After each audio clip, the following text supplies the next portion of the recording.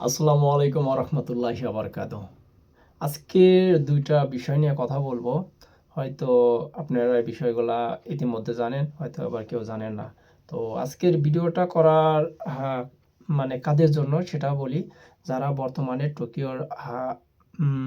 টোকিওতে আছেন বা টোকিওর পার্শ্ববর্তী এলাকা কাওয়াসাকি, ইয়োকোহামা বা ইবারাকি বা সাইতামা, এই সকল এলাকাতে যারা আছেন মূলত ভিডিও তাদের জন্য। এখন এক রিজনটা বলি। প্রথমত হচ্ছে, আপনারা হয়তো ইতিমধ্যে জানেন নাগোয়াতে নাগোয়াতে ইজতেমা হবে।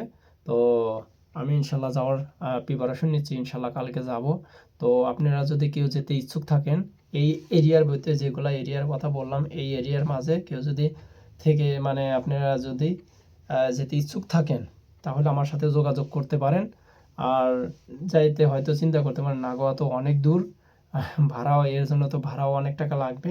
আসলে আমরা কার নিয়ে যাব, সেই রকম টাকা লাগবে না ইনশাল্লাহ। আশা করি 2-3 হাজার, বরঞ্চ 4,000 টাকার মাঝে হয়ে যাবে।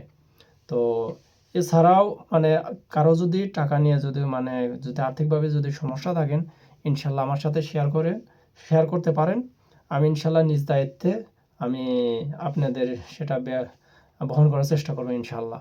আর আরেকটা কারণ হচ্ছে, আপনারা হয়তো জানেন আমাদের বাংলাদেশ থেকে আমাদের আমির আসতেছে, জামায়াত ইসলামের আমির ডক্টর শফিকুল ইসলাম। উনি 4 তারিখে ওনার একটা টোকিওতে কনফারেন্স আছে।